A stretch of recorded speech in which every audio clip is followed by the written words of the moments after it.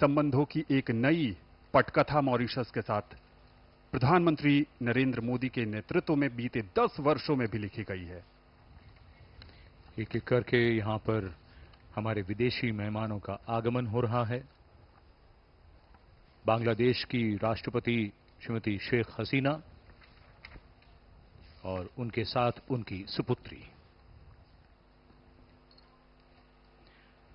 भारत के पड़ोसी और भारत के पड़ोसियों के साथ भारत के रिश्तों की एक नई उड़ान, नई ऊंचाई।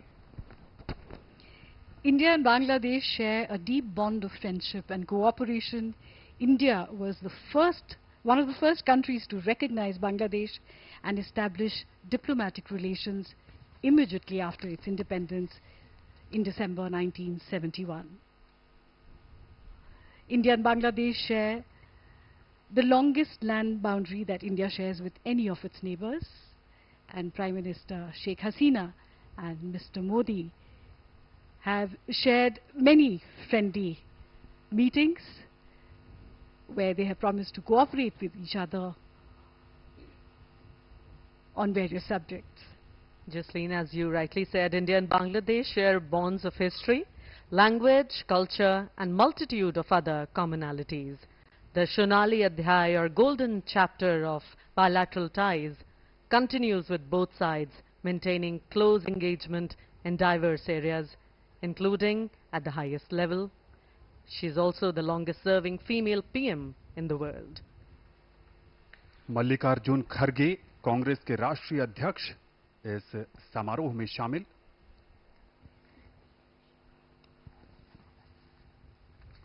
और बांग्लादेश की बात करें तो पिछले वर्ष यानी 2023 में प्रधानमंत्री नरेंद्र मोदी और बांग्लादेश के बीच जो समझौता हुआ उसके तहत अखौरा अगरतला रेल लिंक का उद्घाटन जो बांग्लादेश को त्रिपुरा से जोड़ता है। एक बहुत ही महत्वपूर्ण अवसर आज के शपथ ग्रहण समारोह के दौरान भारत के पड़ोसियों के बीच भी आपस में ये भेंटवार्ता इस अनौपचारिक और कुछ औपचारिक माहौल में एक बहुत बड़ा अवसर है। बहुत बड़े स्तर पर जब देश के हर कोने से यहां पर नामचीन हस्तियां और समाज के हर वर्ग का प्रतिनिधित्व करते हुए लोग मौजूद, गण्यमान्य व्यक्तियों की उपस्थिति से शोभा बढ़ती हुई इस समारोह की और मंच पर वो चर्चित और महत्वपूर्ण चेहरे। और इस समय आगमन हो रहा है सेशल्स के उपराष्ट्रपति श्री अहमद आफिफ का।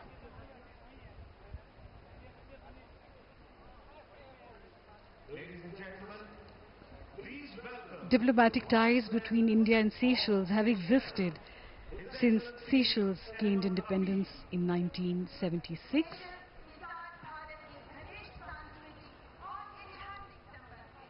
Seychelles and India have a balance of trade in areas of tourism, fishing, petroleum, exploration, communications and IT, computer education and pharmaceuticals, which have been identified as areas of economic cooperation between the two countries.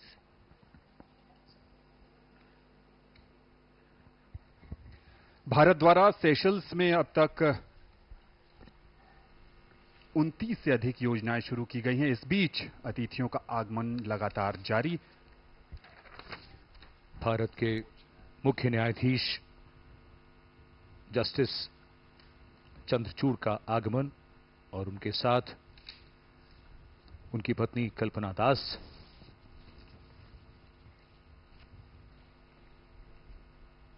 ये आयोजन अपने आप में कई कहानियों को समेटे हुए है।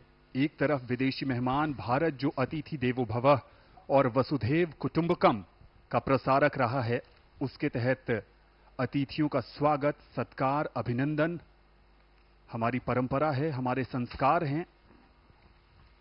और दूसरी तरफ इसमें लोकतंत्र के सच्चे प्रहरी के रूप में देशवासी भी हिस्सा ले रहे हैं, इस ऐतिहासिक लम्हे का साक्षी बन रहे हैं। भारत के मुख्य न्यायाधीश लोगों से मिलते हुए।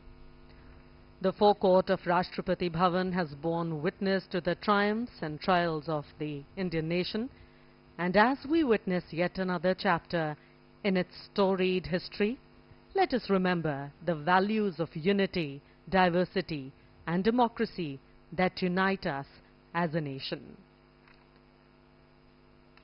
Here at the heart of India's democratic machinery, the parliamentary system of governance is in full swing. With its roots deeply embedded in the Constitution, and this system has been the cornerstone of India's governance since independence. Eminent leaders who have taken this Smriti Irani sharing a laugh.